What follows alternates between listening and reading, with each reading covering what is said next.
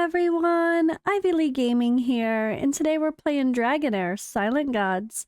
For today's video, I'm going to do a Chief Challenge guide. This is going to be talking how to beat Talwar.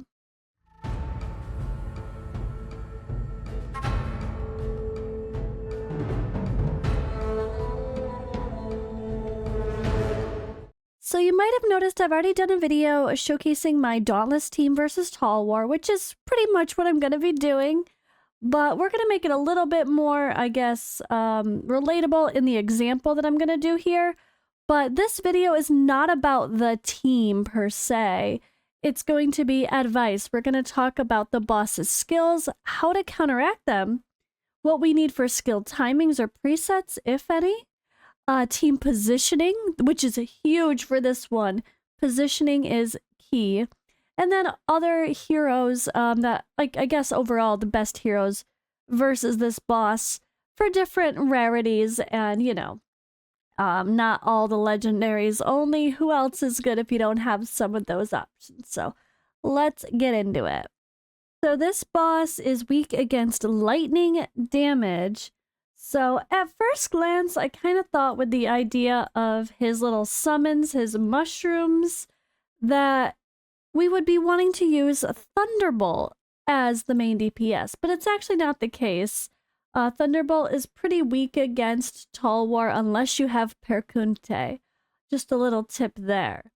But alright, let's take a look at his skills. So he has the Hunter's Mark. Each debuff on enemies on the field grants 2% damage reduction to the hero. The effect stacks up 10 times. So you want to prevent or cleanse the debuffs from landing on your enemies. Ideally, so that way the boss is easier to kill. This can be done with resistance, which is really smart to put on the tank as well. Or depending on the hero, some of them kind of thrive with a little bit of control. Also, you can cleanse again or use debuff immunity on the hero. So that's kind of the first part of this. Resistance or deal with debuffs. So here we have his little mushrooms that pop up and they will taunt enemies within range. They deal derivative damage.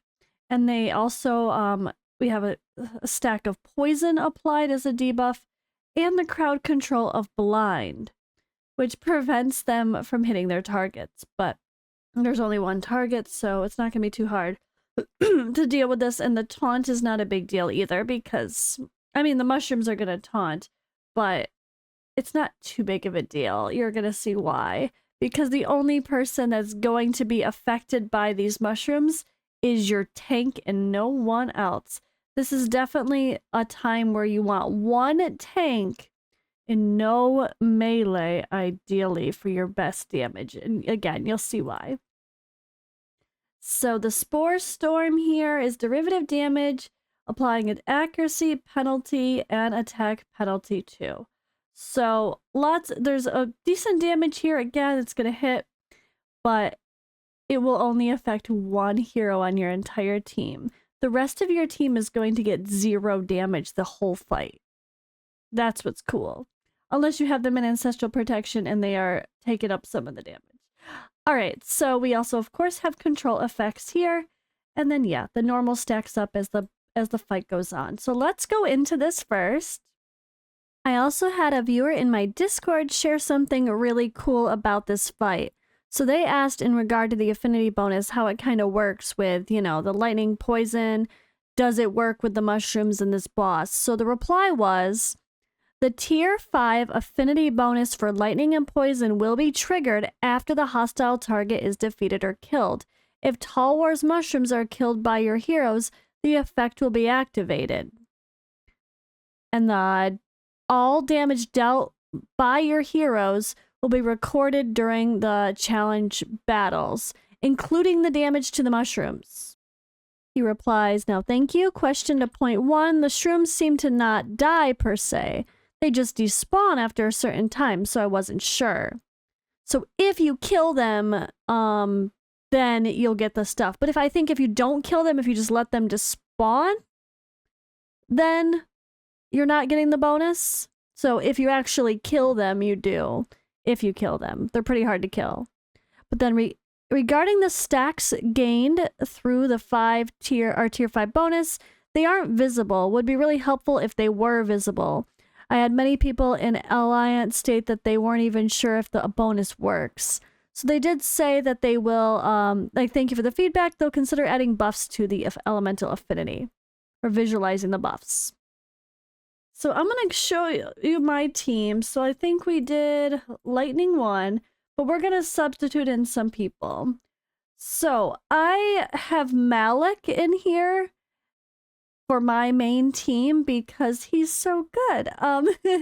He really is, though. He's very strong. He has, like, he kind of, when he's inflicted with control, he heals himself and gains ultimate energy. So it's not the worst case scenario if he's getting taunted or whatever. He also, yeah, again, heals himself and places attack penalty and grants control immunity as well. So with the idea of him granting control immunity and attacking when placing attack penalty, like, it's just kind of perfect for this boss, honestly. But you don't need him. You can just use our friend Furboth as the tank, for example. So I also have Ogak in here just as a beast to help cleanse and deal with the debuffs, also prevent death toward the end when it gets a little harder hitting. But we don't need Ogak. You can definitely use someone else. You can use, let's see, I guess the best options are probably going to be Nathaniel. But you don't need to worry about Nathaniel being up there. I mean, you could put Nathaniel up with Furboth, but then he's gonna take debuffs and all that too. But so you don't need that. You're probably better off with a ranged heal situation, or maybe even someone like Hexandra. So maybe we'll bring that in for our example. And then you can see here, I'm just gonna leave my main DPS of Theraval here, and then Yola's gonna be our attack down hero. And I also want someone in this Mona Lisa set to proc this heal here, so that way we can heal the ally with the lowest HP. Every time she uses her ultimate, she's going to become a healer as well and help keep Furboth alive. So that's going to be the setup. And then Nimbus is going to be our other damage dealer along with Theraval. This is not ideal. Ideally you want, like, the other, like, Avelios ideally, or someone else that's ranged, but gonna provide some more support to the team. Both of these guys are kind of sorry, not Yola. Theraval and Nimbus are kind of selfish. They just do a bunch of damage, but nothing about their kit is like, well, I guess they help other kits like Avelios by proccing basic attacks a whole bunch, but they're not, like, very synergistic necessarily. But they are going to do very good damage. So I'm going to leave them as my main damage dealers. You can put in some others, which we are going to talk about. So why don't we do that? So when it comes to this, we have Yagnats is actually very good here. He's got this javelin skill, hurls it, basic attack, fun. All right. I don't have a shelter to give that example, but you can certainly use some of your Dauntless people. I also saw great success with Vani. Vani puts attack speed up for Dauntless allies, and it's attack speed 2 when she's booked, of course, and she gains attack up on her battle skill. And then, yeah, she's gonna do additional damage every time she lands a basic attack. So just a whole bunch of attack speed on her and damage, and she's gonna surprise you, honestly. So that's the good part. There are some budget options. If you need someone else for attack penalty here, Irina is actually very solid as well. The difference with her is that she only hits once, so she's not as ideal for the Witch's Remains or the Crown of Unclean as the epic artifact, where Yola actually hits 3 times, so she's really going to make sure that lands. So that's something to consider as well.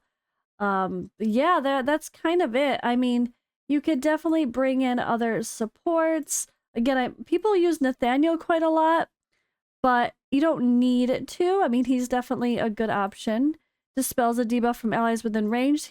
Like, that would only help His battle skill is only going to help if you put him next to Furboth, which is putting him in the line of damage, which you don't need to. So I don't think that's his idea, but he does have this here where he grants a shield and defense up to all allies. So you could manual this and make sure that's going on Furboth. Although I'm not quite sure. Let's actually test that really quick. Let's just throw this in here. Ignore everything. Can we get to the ultimate before Furboth dies just to see what happens? Let's see. All right, come on, Nathaniel ultimate. I want to test and see on auto. Does it protect? Oh no, it's going to Furboth. Okay, that gives him way more value. That gives him way more value than I thought. So Nathaniel will protect the person that needs it, apparently. So that's some good AI. I'm really impressed with the AI in this game. Sometimes it's really surprising. But, oh, that's because we're attacking an enemy and at the same time we're doing that. Oh, all right. So yeah, Nathaniel's very strong here. I don't have mine leveled up yet, so maybe in the future I will actually use him for this. But that makes complete sense why people would use Nathaniel. That's going to give a ton of survivability. But again, we are in Season 2, so the synergies are different. So we're talking poison for healers as well. You could also use a Garion pretty smartly here, because they pair with, well, poison pairs with lightning, and he heals the ally with the lowest HP and gives debuff immunity. So he's kind of perfect, honestly, for this battle with the situation I have, especially now. So he also does this healing nexus. Now is he gonna, again, another one to test? Does he do the healing nexus to all the allies or just who actually needs it? So the good thing about this lineup here, let me just bring in our basic Hexandra. I've got to put gear on her. But with this setup, with this Furboth not here, all the way shoved in the corner, whoever is going to be your tank, whoever is going to deal with this, you want to, have them in the corner and then everyone else in the opposite corner. And these guys, the entire fight, are going to get 0 damage. So you can build Theraval, Avelios, Vani, Yagnuts, Nimbus, Yola, whoever, with as much damage as possible, along with, like, she will need accuracy, obviously. And you don't have to worry about survivability because they're not going to get hit. Alright, so let's talk about gear and artifacts. In an ideal scenario, we'll give an example or two of some legendaries, but also the epics if you don't have some of these legendary options. So when it comes to this, I'm actually going to give Furboth the Gatekeeper staff for excess healing converted to shields because he's going to do a pretty good job healing himself. Plus, we are going to have Hexandra on the team pumping out a ton of heals as well. So I think with that in mind, it's going to be a pretty fun combination. So with this also, I was debating about the hourglass, but I think I'm going to try the shields and see if that helps, if Hexandra does a good job, doing her job at least.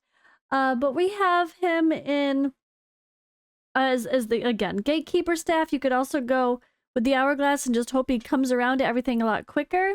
Do keep in mind that we need a certain amount of skill haste in order to time things perfectly with the boss's ultimate if we want to, which I think in this case is probably pretty smart. But alright, so also for Furboth, anything, I mean, he needs accuracy, so the hourglass is a good choice as a legendary. If you just need the survivability stats, any of the defensive based artifacts are going to be pretty strong. But as far as not having the legendaries, I think Scarab Amulet's going to be great. He gains a shield based on his defense when his HP drops, which is going to be huge for his survivability. So definitely would suggest this one. And then I think this one can be okay as well. Defense and HP. And if you have it maxed, it's 25% extra defense. Oh wait, but no allies are going to be around him. Never mind. I think, yeah, I really think the Scarab Amulet has got to be the way to go for the budget option. Unless if you are trying to time him and you don't have enough 2 sets plus good skill haste rolls in your runes, like you really need skill haste rolls in these runes, I'm getting the skill haste from this artifact here plus a set. But if you don't have that, then you might want to go with something like this, the Incense Burner, which will give you accuracy plus survivability with the HP, because this will at least make sure he can come back to his ultimate enough to actually set up some timings. So it's a pretty smart way to go. In this, we also have Nimbus and Theraval. They're just DPS builds. Build them as you wish. Don't worry too much. Don't stress too much. Just build them as you wish. I do have Yola in this, as I mentioned. Yola, as we call her. So she is in the Mona Lisa set. I also could put Furboth in the Cyril set to give more, or her in the Cyril set, depending on the HP. If we keep Furboth healed well, I might want to try putting Yola in the Cyril instead to give an attack buff. Every time she lands a debuff, all allies would gain an attack percentage increase, which she's going to do with her ultimate, so that's a good option as well. And here I am sitting at a level 16. Oh boy, let's just roll this up. Boom. And again, we are going against a boss for Yola and the other ranged units where they're not going to take any damage if you position them properly. So who cares that she has super squishy low defense and meh HP? We could actually try to give her a little bit of damage, even though this set is and everything is not ideal for damage. It's still going to help. I think I should probably give her a better rune now. Oh wait, I don't have one. Go figure.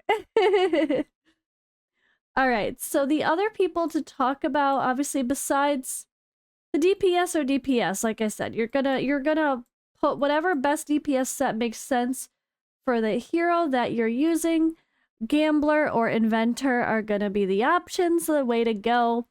For your Dauntless heroes, you're probably, you're looking at the Goblet here, or the Horseshoe are really good for the Dauntless heroes, especially for anyone that really benefits from this extra attack speed, and you're also going to put crit, like someone like a Vani would be great with this Horseshoe.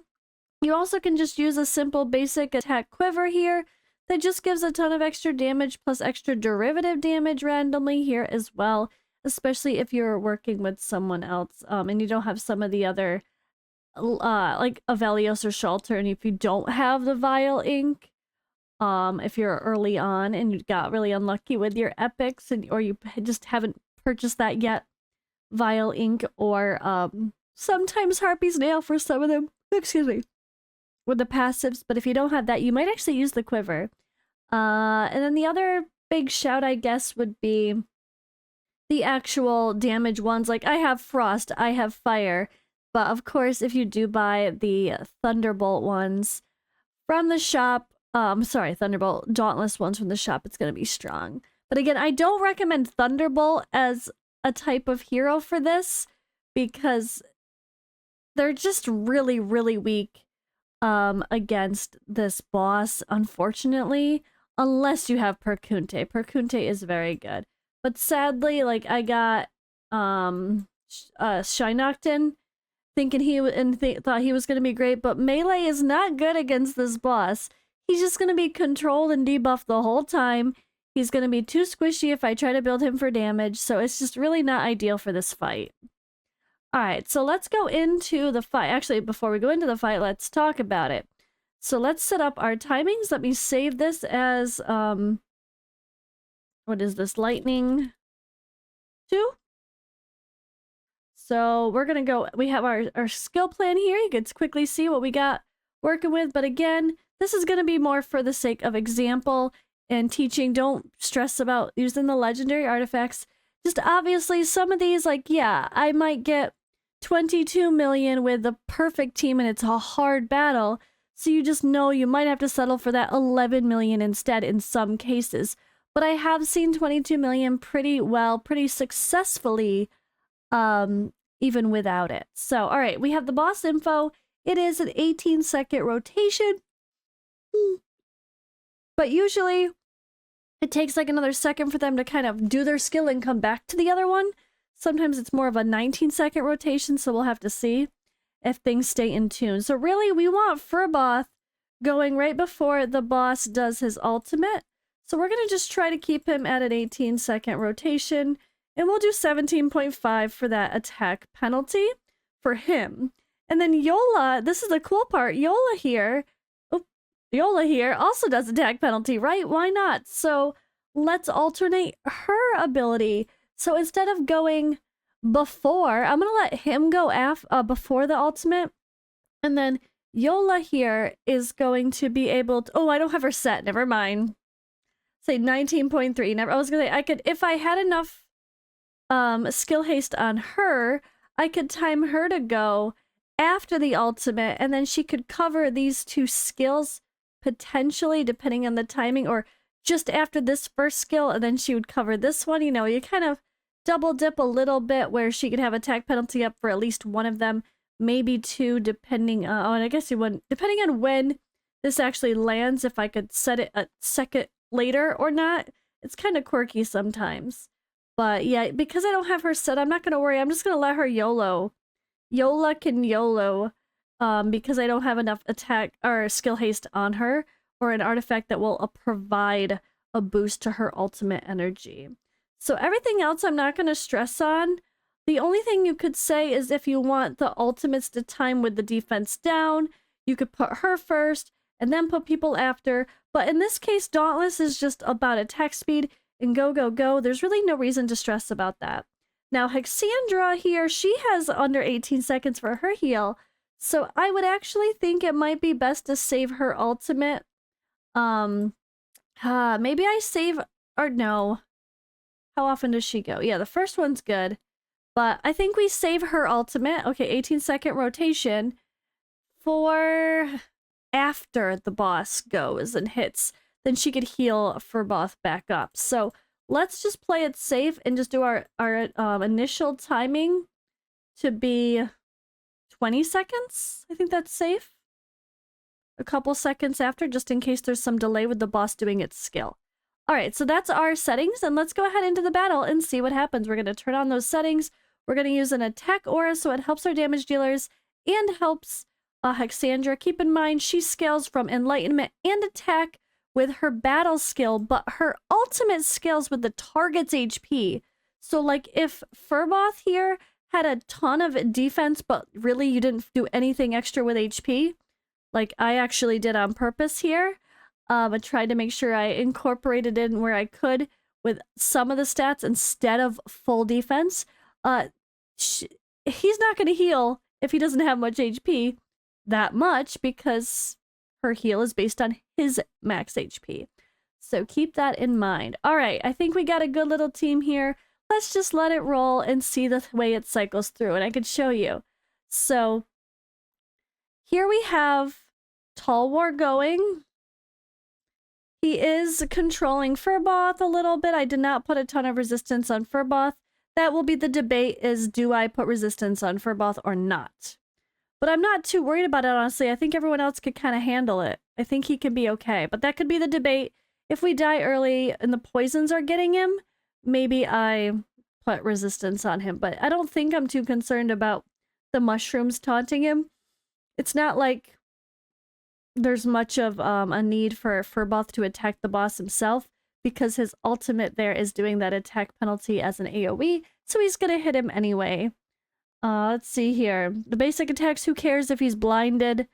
He doesn't need to hit the target. Who cares if he's taunted by the mushrooms for his basic attacks? He doesn't need to hit. And his battle skill, he heals himself, so that's just gonna keep him alive.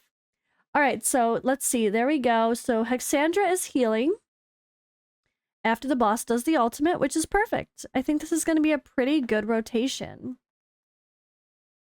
So we want to... The idea is to last the whole 5 minutes. Can we last the whole 5 minutes? That's the real question. So we're definitely hitting a very easy 7 million. I think this should be a very easy 11 million as well. But as you can see, look at the damage my Theraval is doing. He is the star of the show. He's the main DPS. He's a beast. But Nimbus can definitely do some damage too. I'm kind of, I just really have good, I just have better gear on my Theraval, and he is just quite a bit better. But don't let it fool you. Nimbus can hang, I swear. Nimbus can hang if you don't have him.